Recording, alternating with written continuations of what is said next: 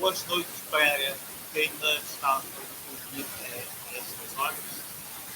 Desde já aqui para vos dizer que, continuando com o tema, o poder, os poderosos e o Todo-Poderoso, trago-vos hoje uma figura incontornável na vida política da Guiné-Bissau. Uma pessoa que destacou e continua a destacar na vida política. Uma figura muito incontornável pelos diferentes cargos que ocupou no seu país. Mas, como vos disse, com essa rubrica, o que é que eu procuro fazer? Procuro, acima de tudo, trazer modelos, referências de pessoas que pelos seus exemplos e atitudes, servirão ou constituirão exemplo para as sociedades que nós queremos que venha a ser o futuro. Por isso é que eu trago aqui uma senhora, foi por vários cargos, como eu disse, foi ministra várias vezes na Guiné-Bissau e também foi candidata às presidenciais da Guiné. Mas esses aspectos nós falaremos um bocado mais à frente. Eu vou regressar à questão do poder. Como eu disse, o tema próprio fala à volta do poder, dos poderosos e do poderoso. O poder, todos nós temos poder. Basta nós estudarmos aquela frase em que se fala dos opressores, dos tiranos. O que é um tirano? Um tirano tem o poder simplesmente porque o permite a ter o poder sobre mim. O tirano não tem mais do que duas mãos, não tem mais do que uma cabeça, não tem mais do que o ombro, tal e qual coisa. A única coisa que tem a mais é o que ele permite fazer, exercer, a influência que ele permite exercer sobre mim. E a partir daí, ele faz o que ele quer. O que é que nos dá o poder? O poder depois leva-nos para outro campo, que é o campo da liderança. Quando eu tenho poder, eu corro o risco de ser líder. Ou seja, sem poder nunca serei líder. Eu sou líder porque tenho poder. A grande diferença entre os grandes líderes e os líderes fracos é que uns utilizam o poder para benefícios próprios, enquanto outros utilizam o poder para o benefício de toda uma sociedade. O que é que um líder forte deve fazer? Um líder forte, acima de tudo, o que deve fazer é usar o poder para influenciar atitudes que transformam as pessoas das quais ele está liderando. É isto que eu vejo na pessoa que eu vos trago, que é a doutora Antonieta Gomes, que foi candidata às presidenciais da Guiné-Bissau 2005, foi ministra da Justiça da Guiné-Bissau 2001 e foi ministro dos Negócios Estrangeiros no ano 2000. Como repara, gerir essa situação na Guiné-Bissau com os conhecimentos sociopolíticos que nós conhecemos da Guiné-Bissau. Depois, a própria nossa sociedade, a sociedade africana, uma sociedade tão machista, encontrar alguém para ocupar cargos tão transcendentais, tão decisivos na política de um Estado. A justiça, como todos recordarão, é a justiça o pilar um dos pilares mais fortes da democracia. E são esses cargos que esta senhora ilustrada aqui ocupou. Estou certo que o depoimento e a conversa dela, que eu disse, aqui o interesse deste vídeo é que seja um vídeo motivacional, que seja um vídeo que ajude a mudar pessoas, a mudarmos a nós para termos atitudes mais ousadas, acreditar que podemos e podemos ir em frente. Dito isto, eu passo aqui a palavra à senhora doutora Antonieta, que eu lhe peço, a primeira questão que eu lhe ponho é, se me quiser responder, responde, se não quiser, esta questão pode não responder. Como é que viu, uma vez foi ministro da Justiça, como é que viu os acontecimentos, como é que viu os acontecimentos dos Estados Unidos, este ciclo de violência devido ao assassinato do afro-americano? Como é que viu? Muito obrigada por esse convite. Boa tarde e obrigada. Eu acho que é muito importante debater temas que está aqui nesta agenda. Para começar a dizer esse acontecimento, o que está acontecendo nos Estados Unidos é justamente que a violência gera violência. Nós sabemos que os Estados Unidos, a população negra é discriminada. Muito embora já teve um presidente que é afrodescendente, mas isso não significa que acabou com essa cultura de discriminação racial.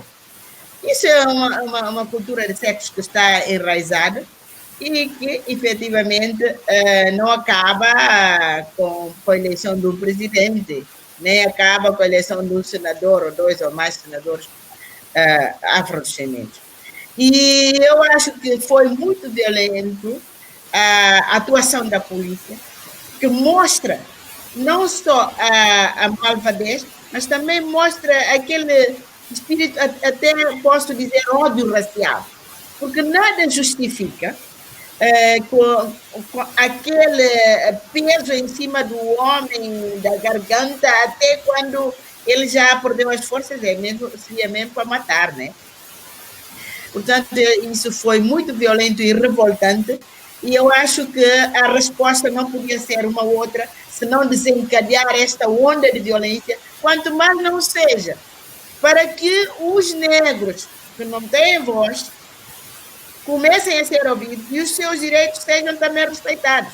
E quando se vai ver nos Estados Unidos, que a maioria mesmo que eles tiveram a falar dos negros de militar homicídios, a maior parte eram os negros, então por quê? É o racismo. E isso não pode continuar. E não pode ser.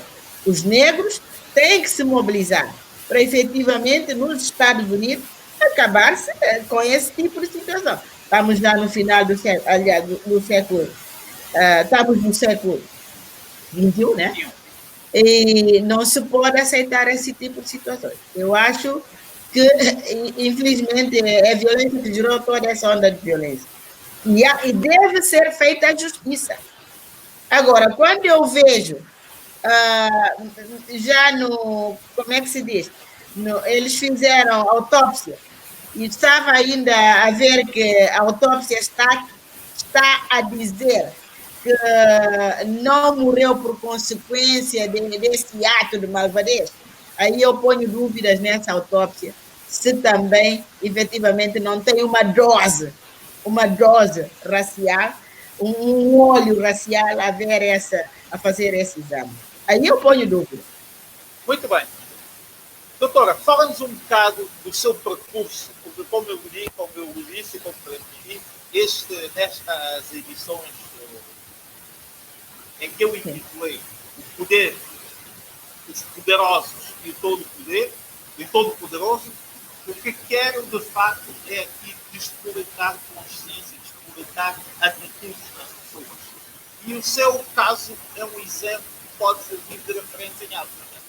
Por isso, não só, África não só, porque em poucos países as mulheres têm atitudes conforme a senhora doutora teve. Candidatou-se às presidenciais, isso é mesmo. Foi ministra da Justiça num país como Guiné-Bissau. Nós conhecemos. Fala-nos um bocadinho de si. Tá, eu por acaso, desde que eu fui adolescente, né? Na época, ainda quando eu era adolescente, sempre tive uma participação política, sempre gostei das atividades sociais, entre quais, né? Mas, sobretudo, a política. Depois, quando eu fui para estudar para o Brasil, estávamos ainda no regime ditatorial, no Partido Único. Mas foi lá depois, nos anos 90, no início, que houve abertura na Guiné-Bissau e nos países, de uma maneira geral, sobretudo os africanos, e uma abertura política. Então, eu, com o grupo de estudantes que estava lá, não fizemos, eu primeiro não hesitei muito dar a minha então, que contribuição. automaticamente, com a abertura, decidiu candidatar-se às presidenciais? Não, com a abertura, eu decidi fundar um partido político. Porque eu liderei um partido político na Guiné. Líder de um partido político. O partido político é Fórum Cívico Guinense Social Democracia. Pois esse partido foi legalizado lá na Guiné-Bissau, em 1994, que foi lá o primeiro ano das eleições, e nós fomos às eleições legislativas, levei o partido para as eleições legislativas, embora nós não conseguimos eleger deputados, mas marcou a presença e portanto, foi um dos partidos concorrentes. E também para as eleições presidenciais. Como eu era líder, houve o partido me propôs como candidata. Como? Não teve medo de enfrentar aqueles homens todos? Não, eram oito candidatos e eu era a única mulher. Eu não tive medo. Eu tive muita coragem porque eu achei que era preciso mudar o cenário. E não só, porque se nós temos o direito da igualdade, a Constituição garante, por que não, desde que reunimos as condições como outros, então temos o mesmo direito ao nível político. Embora que foi uma quebra de tabu. Porque, na verdade, esse tipo de cargo, funções, normalmente está sempre reservado para os homens. Não, exatamente. E aí eu quebrei o tabu, porque ninguém estava a contar que aparecesse uma mulher a querer ser candidatando. Querer ser presidente da República. Exatamente, candidata a presidente da República. Ninguém estava a contar com essa. Exatamente. É que nós vemos que, incluindo o Portugal, que até o presente só teve uma mulher candidata às presidenciais. E você já foi candidata em 94 na Guiné-Bissau, no meio da Guiné. Acho que é motivo de inspiração para foi a primeira vez mulheres, para outras mulheres africanas, para as outras mulheres do mundo ganharem força e dinâmica de seguir em frente. Eu acho que, na altura, quando eu me candidatei, houve até jornalistas que disseram que isso seria que é uma luz no fundo do túnel. Portanto, que a África, eu estou a abrir o caminho, mas que a África vai depois, isso vai dar resultados no futuro. E eu achei que, naturalmente, veio a dar resultados, porque depois de mim também eu vi outras mulheres, inclusive em São Tomé houve já candidata também às presidenciais, né? A Maria das Neves, do vosso país. Depois também, mesmo na África Ocidental, que veio aparecer a primeira presidente, Ellen Johnson. Portanto, foi muito depois da nossa candidatura, porque eu fui em 1994, primeira vez, segunda foi em 1999, ainda fui até a terceira vez, 2005. Portanto, eu penso que nós as mulheres, nós não podemos estar inibidos diante de algumas funções, né? E uma função política é uma função de cidadania. Não deve ser reservado, não deve haver reserva de cargos de função só para homens. E, infelizmente, ou felizmente, foi uma luta contra o machismo, porque a nossa sociedade é bastante machista e, culturalmente, as mulheres são vistas só para a cozinha, para tomar conta dos filhos, pronto. Quando muito fazer outras tarefas, assim. Mas tarefa política e aspirar cargos políticos, portanto, o machismo cria série de constrangimentos em todas as sociedades africanas, sobretudo, em todas as sociedades, de uma maneira geral. Eu digo que o mundo é regido por normas do machismo. O patriarcado. Parece-me que em todos os países falantes, você teria sido a segunda depois da Pinta Silva, mas nenhuma mulher... Exatamente, de todos os países falantes da língua portuguesa. Muito bem. Para além dessas atividades, é professora universitária ou investigadora numa universidade portuguesa e também escreve. Sei que recentemente publicou ou editou um livro. Sim. Mais um. Sim. Eu, na verdade, eu sou jurista de formação e fiz advocacia e exerci muito tempo a advocacia, comecei a advogar no Brasil e depois continuei na Guiné-Bissau. Fiz até mestrado também em Direito e lecionei lá ainda na universidade o Direito. Depois advoguei muitos anos, mas depois, ultimamente, fiz o doutoramento em estudos africanos. Aí passei a dedicar à pesquisa já há uns 3 anos, a pesquisa científica, né? Como num centro de estudos internacionais. Okay. Agora, também tentei conciliar essa pesquisa com a escrita, né? Já tenho lançado livros, não só livros científicos, mas sobretudo da literário, né? Livro literário, de poesias, e participei em vários, tenho participado também em várias antologias poéticas. Agora, este meu segundo livro de poesia, né? Que eu intitulei A Chave da Lusofonia. A Chave da Lusofonia, né? Já está aí mesmo. Este segundo livro já estava, deveria ser já mesmo apresentado em abril, só não foi por causa do problema de constrangimentos sanitários, e que agora está-se a preparar para ser apresentado. Mas, contudo, está disponível na Chiado Books e através do site deles, então pode-se ver aí, quem quiser adquirir, tá por 11 euros, mas com desconto fica ainda um pouco mais barato. Eu penso que... Antes de continuarmos a falar sobre o livro, eu vou aqui introduzir aqui uma pessoa amiga. Vou introduzir aqui, desculpa, uma pessoa amiga para Marília. Quero ouvir a tua voz. Olá, antes de tudo, deixa-me cumprimentar. Obrigado pelo convite. É um prazer estar aqui a conversar, a ouvir-vos estes grandes pensamentos desta senhora que eu não conhecia e estou a gostar muito de ouvir. Portanto, muito obrigada, Danilo. E sei que ela escreveu um livro, não é? De poesia, como a lusofonia, e se me permites, então vou ler aqui um bocadinho deste poema que me sugeriste para a gente aqui honrar a presença da doutora Antonélia Gomes.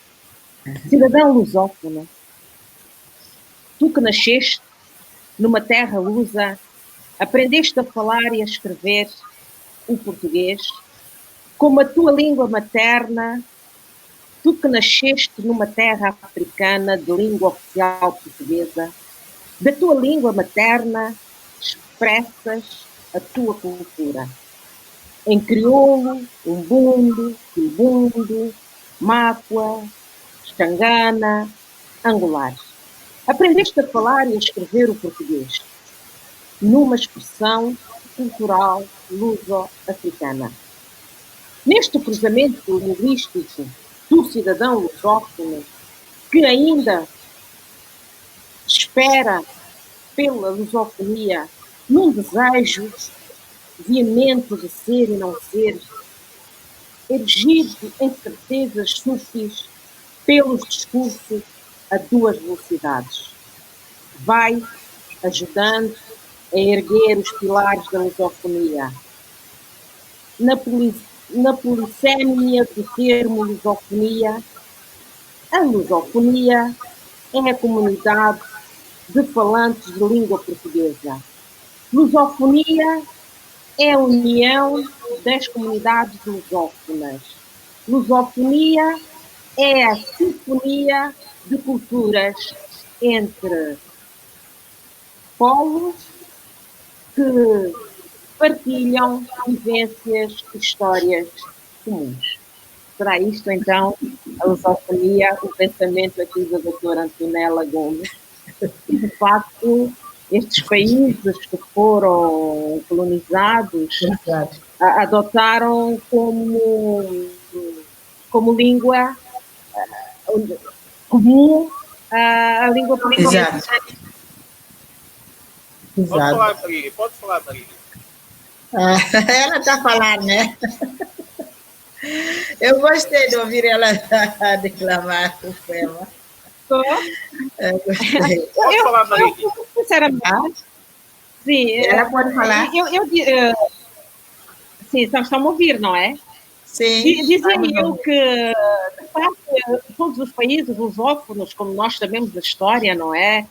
Da colonização portuguesa por esses países e que, no fundo, adotaram a língua portuguesa como língua comum, uma vez que em cada país existem várias línguas tradicionais. E seria muito mais complicado haver esta comunicação entre o norte e o sul de um determinado país, entre, como sabemos, havendo várias línguas e até mesmo dialetos, mas prefiro dizer línguas nacionais, a comunicação tornaria-se mais difícil. Então, adota-se o português como língua oficial, mas nunca esquecendo a língua mãe, a língua, neste caso, a língua tradicional. Nós notamos que nos países lusófonos há países que assumiram mais a sua língua originária do que outros. Por exemplo, nós vamos para Cabo Verde, fala-se muito o crioulo, vamos para a Guiné, igual, mas se formos para Angola, isto já não acontece tanto.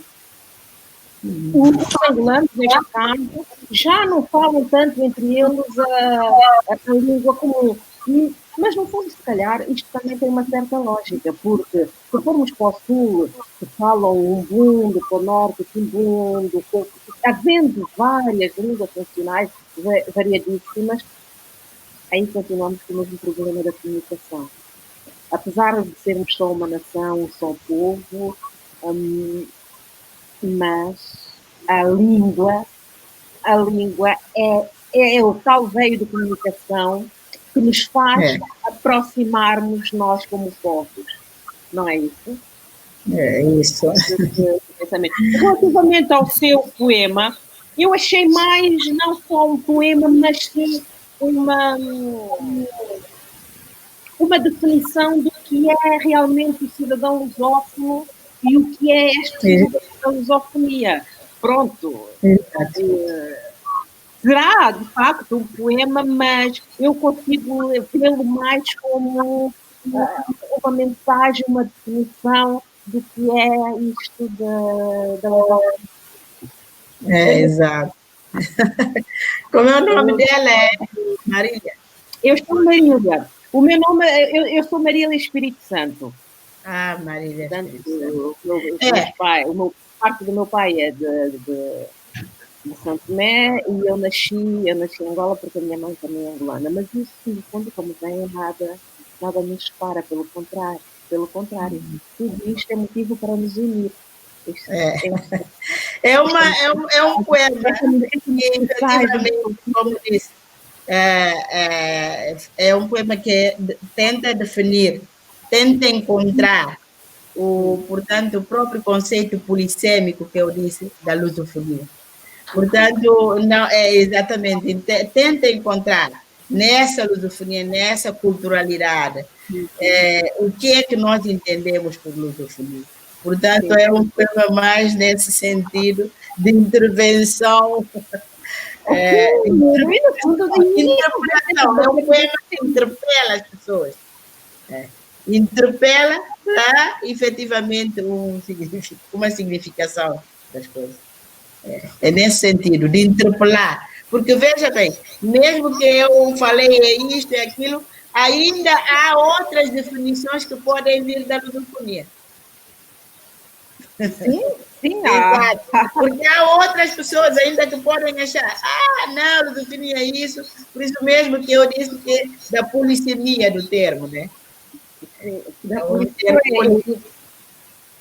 Isso põe aqui mais uma vez o livro, A Chave da Lusofonia. É um livro que poderão encontrar em qualquer casa da FNAC, em qualquer FNAC, poderão encontrar. Acho que é FNAC. E as pessoas que quiserem depois o autógrafo, podem falar comigo. Exatamente. As pessoas poderão autografar os livros. Eu estou a preparar a apresentação do livro, porque deve ser apresentado. Nós não fizemos, eu não fiz ainda isso, mas daqui a pouco tempo tenho que fazer isso. Claro, a apresentação Sim, convém, porque é bom fazer. Eu, por acaso, esta semana, tive aí umas pessoas que apresentaram livros e fizeram uma ideia original, apresentaram no jardim. É? No jardim, uma mesa, umas cadeiras, pronto, já não temos... Mas é apresentado como? Não presencialmente, está a falar? Não entendi? Não, presencialmente. Presencialmente, isso é que eu quero fazer. Embora presencialmente, eu nestas coisas presencialmente faz mais sentido, porque estamos, muitas vezes, ter um livro é muito importante, mas importante também é faz mais sentido. Isso é que estamos a preparar com a editora para depois. Não, exatamente. Aqui foi só uma pequena abordagem. Pequena abordagem. Isso é importante. A intenção é falar da pessoa, da Antonieta Gomes, da mulher que desafiou os homens na Guiné-Bissau. Eu ouvi com muita atenção e fiquei maravilhada, porque exatamente. Nós temos que avançar. E não é só pelo facto de... Porque, infelizmente, mas as aberturas já se vão vendo. Mas ainda não está da maneira como deveria ser. Nós ainda temos uma grande luta, porque... Uma grande luta ainda. Porque a sociedade ainda não está muito aberta. Mas a sociedade, ou seja, ou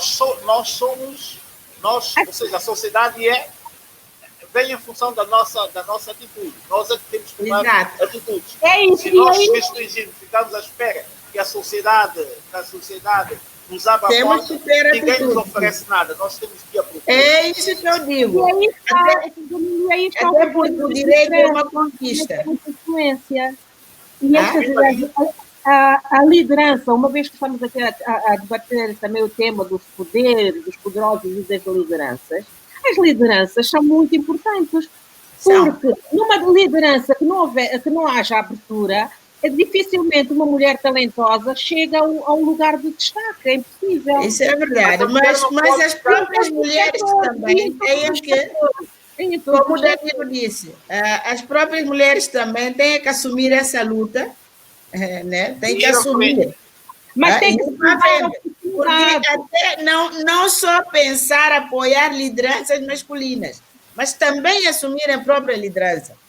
Porque o que eu vejo muitas vezes, as próprias mulheres não se sentem, elas próprias auto-excluem já dessa hipótese de serem líderes políticos. Muitas vezes acham que não, aquilo aí é mais para os homens, elas não são capazes. É uma questão também cultural. Trabalhar as mentalidades, e sabemos que trabalhar as mentalidades leva o seu tempo, não é? Leva o seu tempo. Mas enquanto isso, os homens vão ocupando o nosso espaço, né? O espaço da mulher. Mas vamos chegar lá. Eu simplesmente vou ouvir.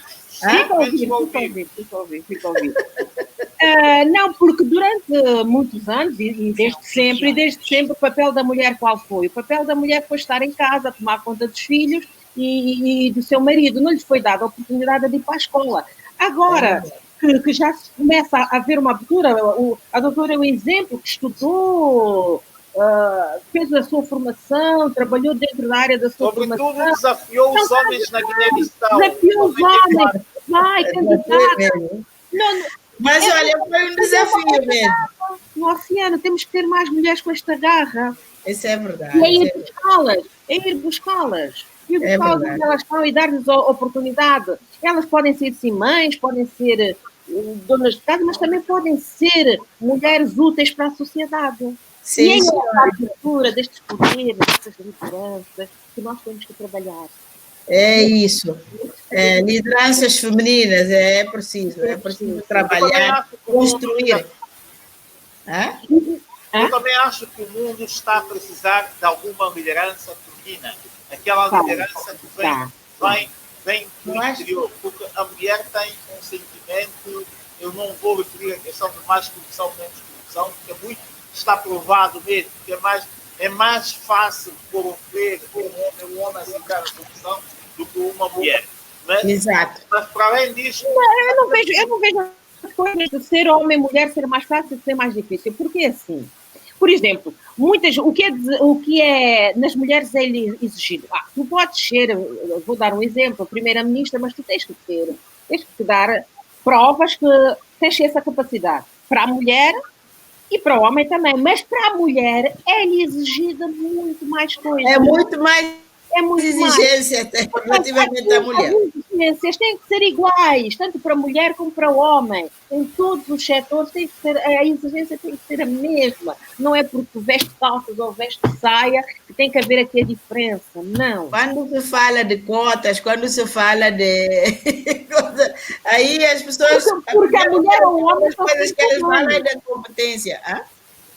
E eu dizia, em relação ao que o Danilo estava a dizer, mulheres e homens, antes de ser mulher, antes de ser homem, são seres humanos. E os seres humanos podem ficar corromper. Mas a mulher está não é dizer que a mulher não se deixa e o homem deixa, se a mulher também foi bem influenciada, ela vai se deixar corromper. Mas não é o deixar, é mais fácil fazer uma abordagem corruptível a um homem do que a uma mulher.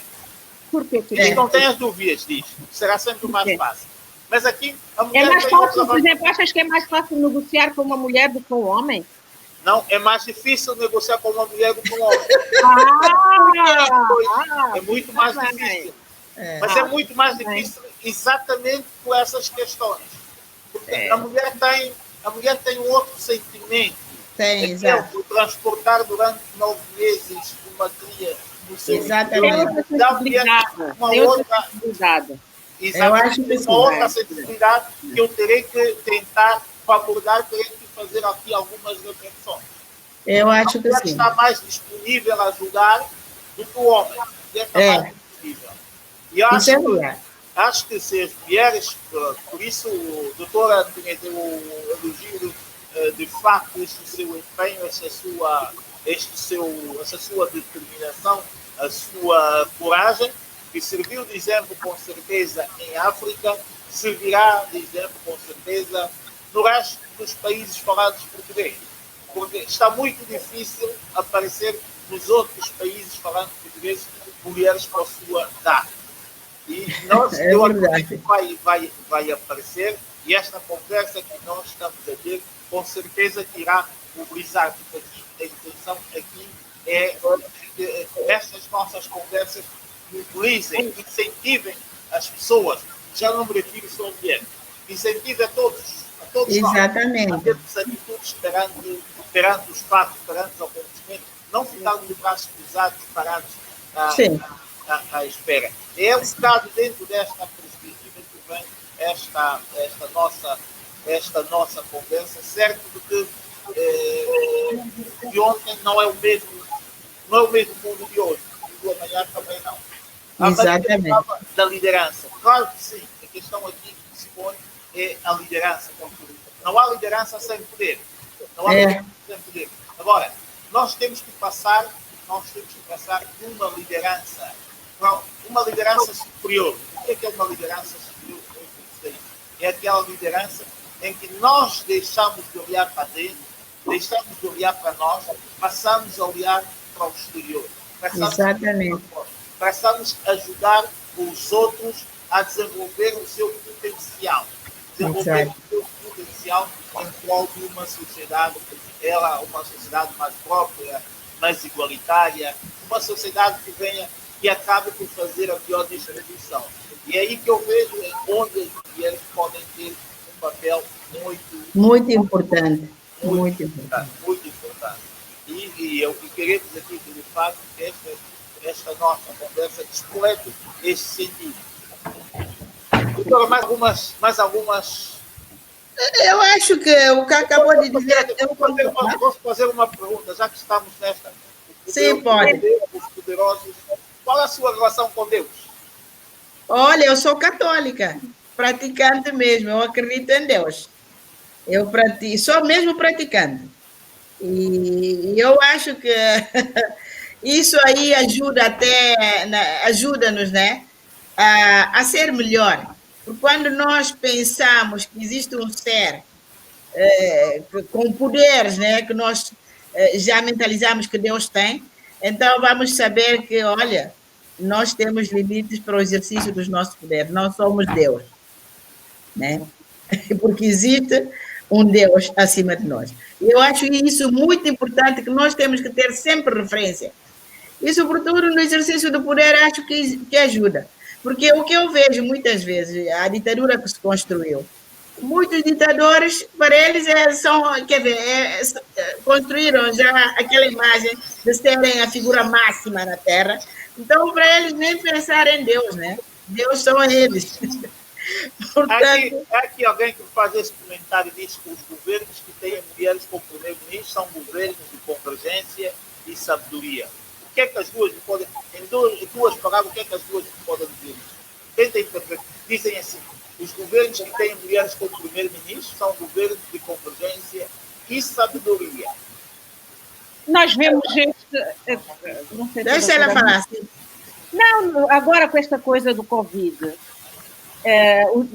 relativamente, por exemplo, aos países europeus, onde as lideranças foram femininas, o tratamento, a forma como se encarou a pandemia foi completamente diferente em relação a determinados governos liderados por homens. E nós vemos na Alemanha,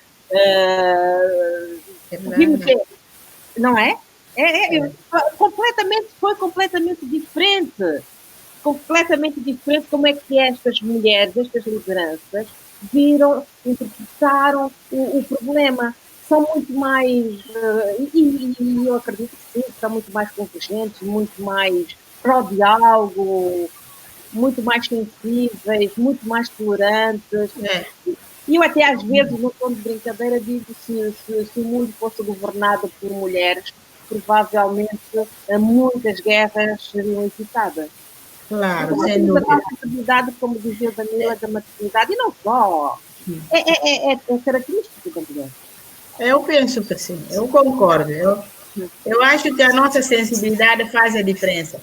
O facto da mulher também, biologicamente, ser mãe, isso dá-nos uma sensibilidade diferente do homem. Para causas sociais, a mulher tem uma atitude mais conciliadora. E, naturalmente, no Estado onde a mulher assume a direção de um governo, naturalmente, é muito sensível às causas sociais. E nos Estados, hoje em dia, precisam-se muito de respostas sociais para resolver os problemas. E aí vai a sensibilidade da mulher. Eu também estive a apreciar isso aqui durante esta crise do Covid, né? 19. E as lideranças femininas destacaram-se, de facto. Acho que é a Alemanha, a Irlanda também, né? A Irlanda. Sim, a Nova Zelândia, com uma primeira-ministra bastante jovem. A Nova Zelândia, exato. Sim, Jacinda Ardern, muito jovem ministra, que também tem feito um trabalho excelente.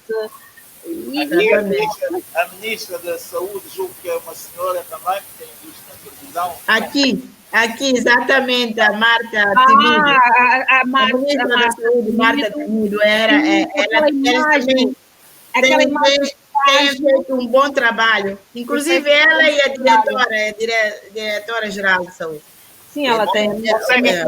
Conseguem fazer aqui uma boa dupla, o que não é muito. Fizeram uma boa dupla, sim. Conseguem fazer uma boa dupla para dar resposta aos problemas, né? Isso é que... Também alguém está aqui a dizer num comentário que a Escócia também é feminina. A liderança... sim, a Escócia. Sim. Também estão aqui a fazer sim, é verdade.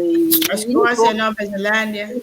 Porque, por exemplo, esta fase difícil que nós estamos a atravessar, que é a fase da pandemia, e se vocês repararem bem, notou-se o comportamento dos líderes mundiais.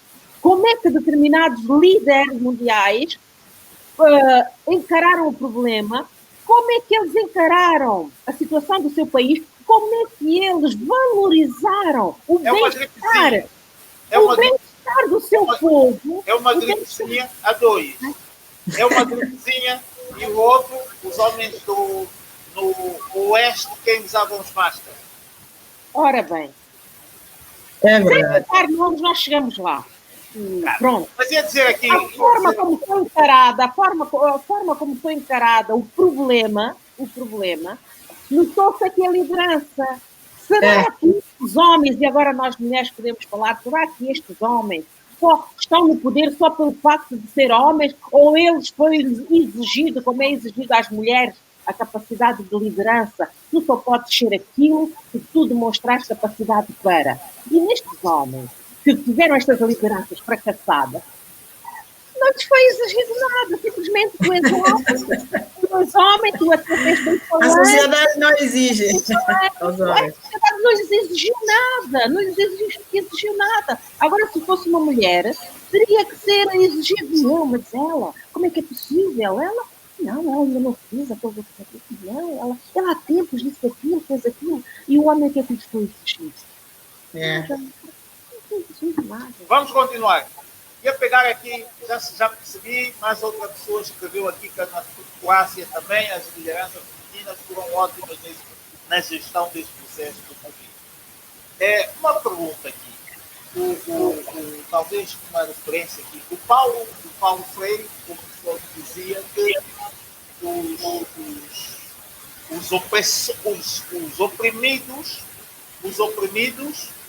quando deixam de o ser, repetem o ciclo de opressão dos seus, neste caso, súbditos. Ou seja, no fundo o que ele diz é que os oprimidos não encontram referência nenhuma senão nos seus opressores. Pelo que o seu modelo de governação reflete o que foi a governação dos seus opressores. É verdade isto? A Antonieta, que já foi ministra da Justiça, como é que se pode contornar isso? Olha, é verdade, porque os países se tornaram independentes, inclusive, portanto, proclamaram, construção do Estado, né, através da independência. Não fizeram até não implantaram um Estado constitucional de raiz.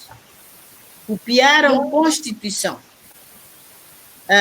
já existente e até muitas vezes herdaram um modelo da administração e efetivamente continuaram com esse no Estado novo. É muito, e aí, naturalmente, o Paulo Freire, nesse sentido, vai ter razão. Porque quando não se constroem modelos próprios nos países africanos, e até agora não há, tudo, efetivamente, fica ligado à matriz da antiga metrópole. Até no aspecto legislativo. Muitas mudanças depois é que vieram a ser feitas, mas com a democracia, para adaptar as nossas próprias realidades culturais, realidades econômicas e sociais, né?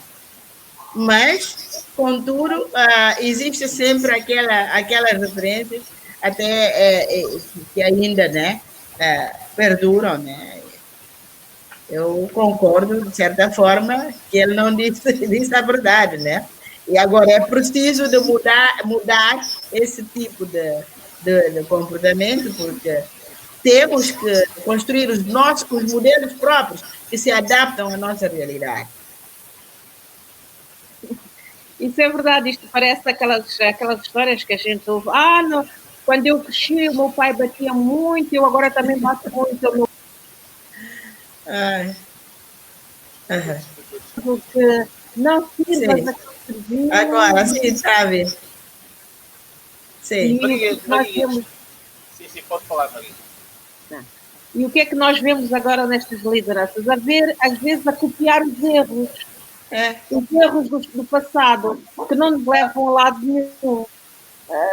Se de facto eu no passado tive um sofrimento porque o meu pai me maltratou, não sei o quê, não quer dizer que eu agora, depois de adulta, vou ter que transferir estes maus tratos, aquelas vivências do passado, para os meus filhos. E isto acontece precisamente com as lideranças. Se no tempo colonial tivemos uma determinada falas da escravidão, do racismo, não quer dizer agora e eu já sou detentora de determinado poder, vou fazer aos meus o mesmo que me fizeram.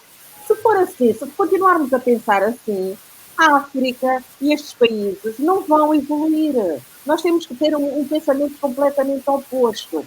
E o que nós vemos hoje nos nossos países africanos, os grandes líderes, estão a cometer erros, estão a fazer coisas piores que no tempo colonial. Como é que, no tempo colonial, apesar de não haver desculpa, nós ainda dizíamos, eles como são brancos, não sei o quê, estão a fazer isso aos negros. Não, mas agora é o próprio. Está a fazer o seu irmão. Como é que nós chegamos agora e vamos ver os nossos países africanos pior? Pior. Mas isso no tempo colonial. Mas, Maria, isto tem a ver com, de facto, com a explicação que deu aqui a doutora Pinheta, tem a ver com o conceito aqui tratado por Paulo Freire, que o único modelo, o modelo dos oprimidos, foi o modelo dos opressores. E os oprimidos, uma vez libertados, o que fizeram? Simplesmente, a única referência que tiveram é dos opressores e replicaram esta referência. O porquê desta nossa conversa aqui? É exatamente para vou buscar aqui a doutora Pinheta, para que, de facto, as gerações vindouras e outras tenham uma nova referência, tenham um outro modelo para poderem seguir as suas atitudes de gestão. O problema é exatamente, o problema é simples. Enquanto nós não tivermos modelos, enquanto nós não tivermos referência, vamos sempre tocar nas referências do passado. Exatamente. O que o meu pai foi. E o que eu estou a fazer é exatamente isso. Agora, quando nós começarmos a consciencializar-nos de que existem outros modelos que nos vão inspirar, eu tenho a certeza aqui que a Antonieta é uma referência, é um modelo que pode inspirar. E nós queremos que, de facto, que estas pessoas venham a ser a inspiração para o futuro. Não me refiro só da África, porque o mundo hoje é global. Nós precisamos de lideranças com visão global do mundo, não lideranças que olhem só para a África. Deixa-me só aqui, porque depois mesmo após as independências, os vários líderes, menos bons e aqui autoritários, foram bloqueados pela tempo que eram piores. Que é exatamente, são comentários de alguém, mas que é exatamente isto que nós estamos a tratar. Nós precisamos de uma liderança diferente. Eu acho que sim. Eu acho que eu vou dar só o exemplo o que a amiga Cabral dizia. Na luta armada que se fez na Guiné-Bissau, ele sempre dizia: a luta está sendo feita, mas não é para substituir os tugas, para substituir e fazer a mesma coisa.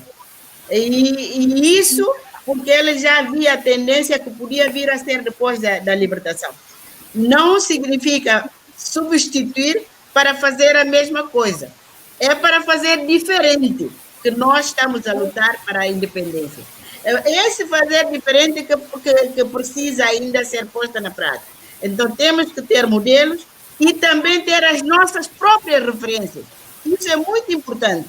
E porque termos as nossas próprias referências, aí vamos valorizar o que é nosso e, a partir daí, teremos até mais autonomia e mais poder nos nossos países africanos e mesmo externo, em termos internacionais. Isso é muito importante, é fundamental. Mas é importante que estas lideranças atuais, tenham esta visão, tenham esta abertura. Porque quando nós vemos determinados conflitos em determinados países, nota-se que não há esta abertura, não há esta visão de um país melhor, de proteger aquilo que é nosso. Nós notamos isto, doutor. Marília, nada acontece por acaso, por isso também é que estamos aqui. Mas tudo requer mudança. Se eu tiver um copo em cima da mesa, se eu não fizer nada, passa 100 anos, o copo vai aqui estar. Isto tenho a certeza que não vai sair daqui o copo. Eu preciso fazer alguma coisa. Nem que tenha que dar um jeitinho a empurrar. Se eu empurrar o copo... Mas nós temos que ser mais rápidos. Temos que ser mais rápidos a fazer as coisas. Porque, por exemplo, em relação à independência uma vez que falávamos aqui das lusofonias, dos países lusófonos, as independências que já ultrapassam os 40 anos, nestes 40 anos, o que é que foi construído realmente de relevante para aqueles povos? Deixa a doutora Maria, fizeste uma pergunta, deixa a doutora Antonieta responder. Qual é a pergunta que ela fez? Eu não situei-me muito bem. Eu disse, uma vez que estamos a falar... Quem fala? Uma vez estamos a falar da lusofonia e dos países lusófonos, não é? Sim. E que já se passaram mais de 40 anos de independência, e nós olhamos hoje para estes países independentes e o que é que nós vemos, quais são as grandes transformações positivas, porque houve transformações negativas, mas digo eu, as transformações positivas que trouxe abertura, melhoramento para os seus povos. Deixa-me antes da Antonieta responder, a primeira coisa que eu diria é a liberdade. Antonieta, continua. Exato, a liberdade que trouxe. Bom, isso sim, a liberdade, porque com as independências, né, houve liberdade. Mas eu vou me referir ao Kwame Nkrumah, que dizia que sempre que a África, para ser verdadeiramente independente, tem que ter também a independência econômica. Porque a política, se nós estamos a ver hoje em dia a migração e todos esses fluxos migratórios para a Europa e para outras partes do continente, África, Europa, então é o resultado daquilo que efetivamente, durante esses 40 anos, não houve mudanças significativas para corrigir as injustiças e para criar infraestruturas que não foram criadas na época colonial. Porque a verdade que se diga, há países que foram mais colônias para serviços e mão de obras e não havia infraestruturas sociais, como no caso da Guiné. Eu posso dizer também Angola, aliás, São Tomé não tem o que tem São Tomé. Salvo Angola, talvez, que se fez algumas coisas, né? Em Moçambique se fez algumas realizações, mas Guiné, Cabo Verde, São Tomé, não. Portanto, se nós formos a ver, é um problema que se deixou lá. Tanto é que os africanos hoje, quando reclama essa questão da NEPAD, é justamente a nova parceria para a construção da África, justamente seria mais ou menos para apoiar a construção dos países africanos, porque ainda existe uma dívida, deu-se a independência, depois estabeleceu-se aqueles programas de cooperação, etc., mas isso nunca chegou a compensar, também pela própria má gestão dos próprios africanos, que não mudaram da forma de gerir os recursos, porque nós não podemos simplesmente dizer que não existia e continua a não existir.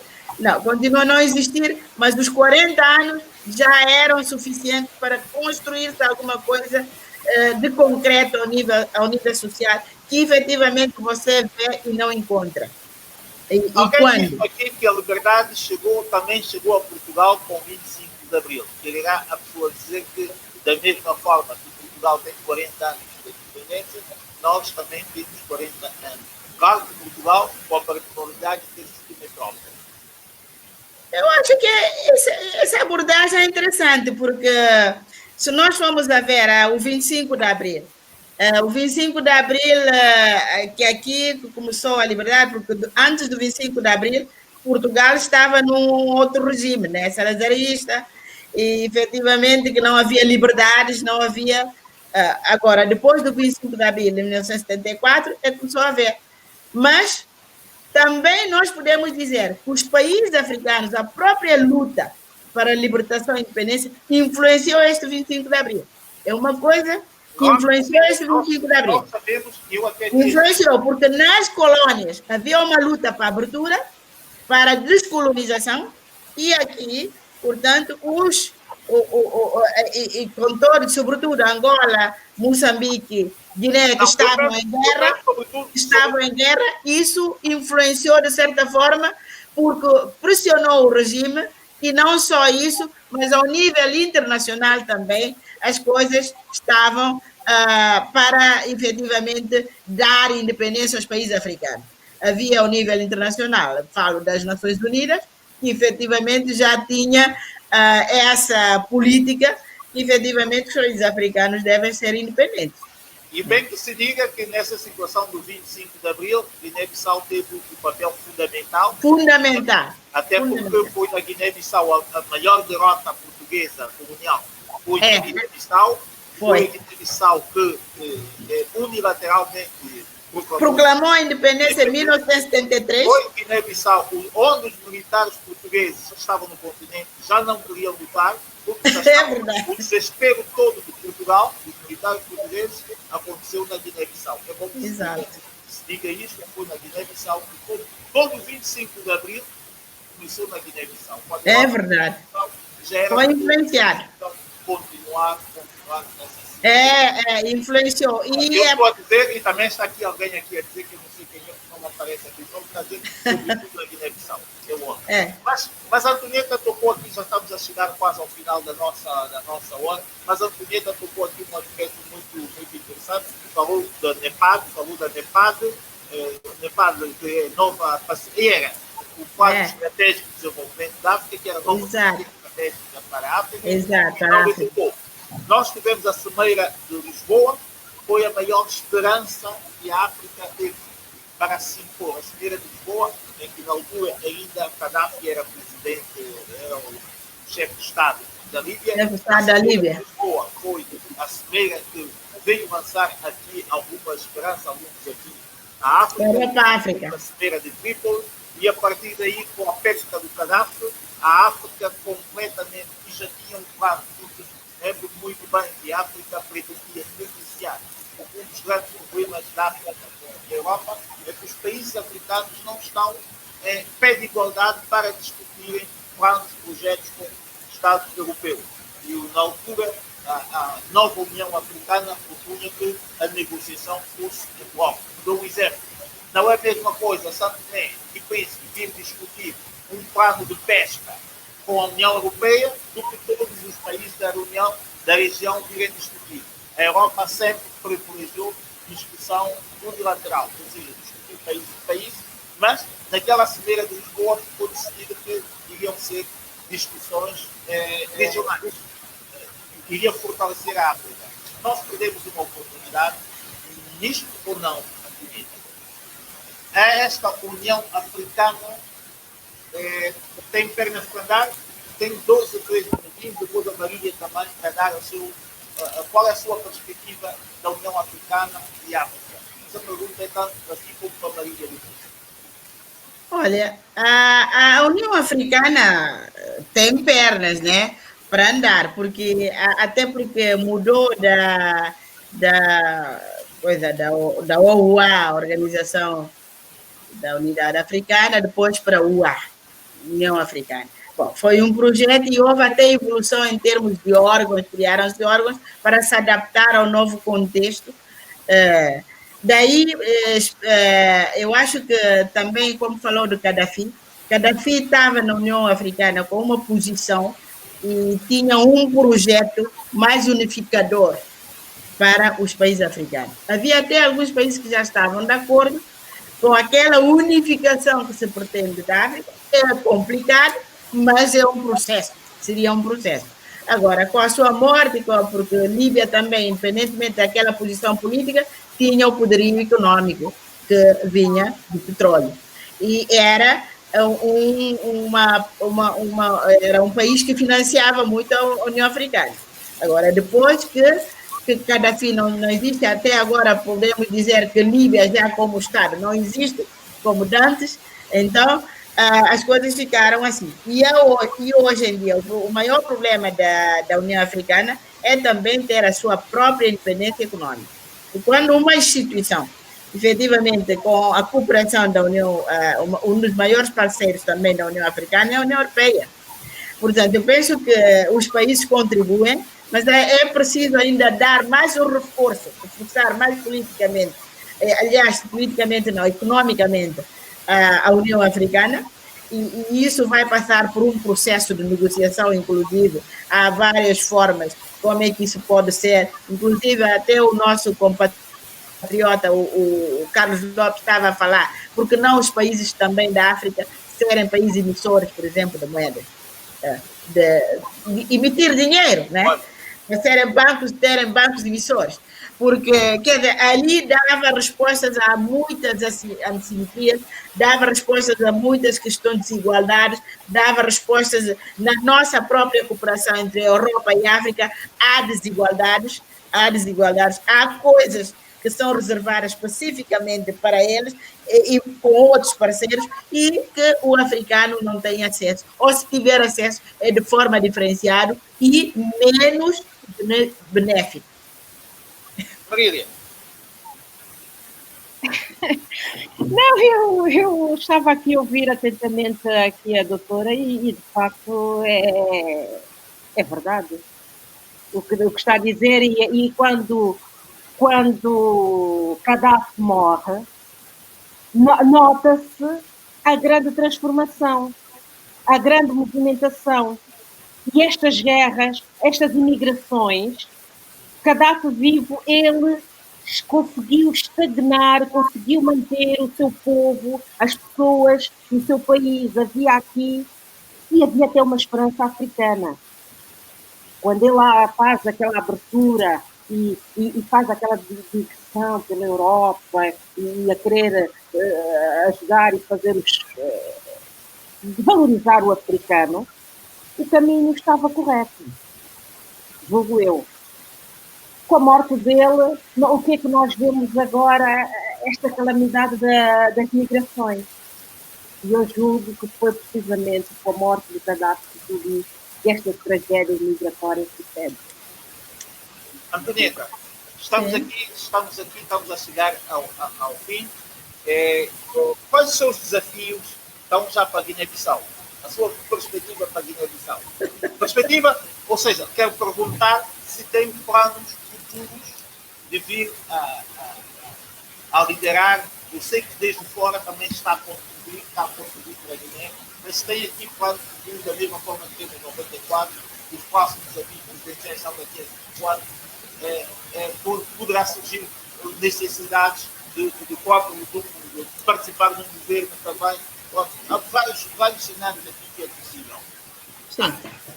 Há cenários, é verdade. Embora eu não tenha um projeto assim para dizer concretamente, que, aliás, que hoje eu posso, aliás, eu quero, mas isso vai depender das circunstâncias. É como alguém dizia, alguma vez eu disse, eu estou aqui, estou a trabalhar, não sei o que mais, mas alguém disse, se a pátria mãe chamar e precisar de si, portanto, aí eu tinha que pensar e ver e fazer o balanço, né, da mais-valia que eu posso ser para o meu país, e porque precisa da estabilidade, precisa de, como é que se diz, pessoas, recursos, persona ressources, pegando nas suas palavras e para concluir essa nossa intervenção, até usaria a palavra, acho que é do José Martins, que diz que um bom revolucionário não olha para onde se vê pior, mas de que lado está o dever. E é esta a sua atitude. Exatamente. Então, exatamente. Eu, as duas, agradeço imenso. O livro da doutora Antonieta está disponível. Quem quiser pode contactar diretamente a doutora Antonieta. Exatamente. O livro... Tem também o meu e-mail, né? Assim. Pode contactar.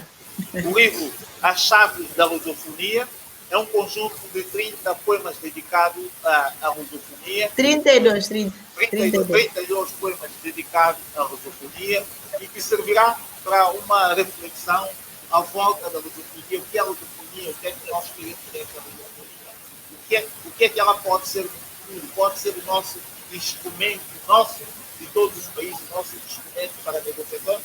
É tudo isto que é tratado nestes poemas que vocês estão convidados a, se quiserem adquirir, FNAC, contactem também a doutora por e-mail, também podem contactar também se quiserem.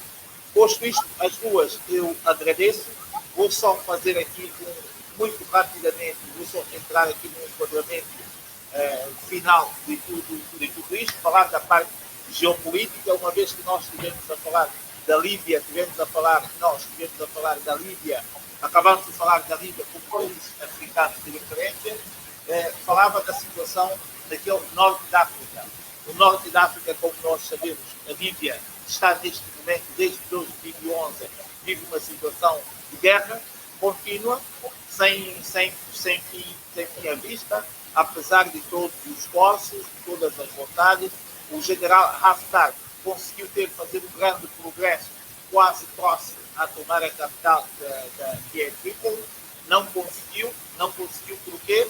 Porque as tropas, houve um apoio estratégico da Turquia, que também tem os seus interesses. A Turquia tem seus interesses na África. A Turquia posiciona-se do lado do governo que está em Trípoli, que é o governo reconhecido pelas Nações Unidas, mas que nós também não, que ninguém chega a perceber exatamente qual é o papel das Nações Unidas. Da mesma forma que as Nações Unidas e as outras potências negociam com o governo em Trípoli, também negociam com o governo em Benghazi. O governo de Benghazi tem todo o apoio do Egito, dos Emiratos, são os dois maiores, e da Rússia, são os três maiores apoios que têm, quando o governo de Trípoli tem o apoio do Qatar e da Turquia. A Turquia, como nós conhecemos, é uma grande potência regional e a Turquia tudo fará para defender os seus interesses na região. E os interesses, quais são os interesses da região? São interesses políticos. Vimos também, nesta semana, ainda voltando à Líbia, que infelizmente um cargueiro português, com bandeira portuguesa, recuperou no alto mar, já que a Marinha falava dos migrantes, cerca de 100 migrantes, e contrariamente ao que estabelecem as regras internacionais, o cargueiro os transportou de volta para nesse caso, para Misurata.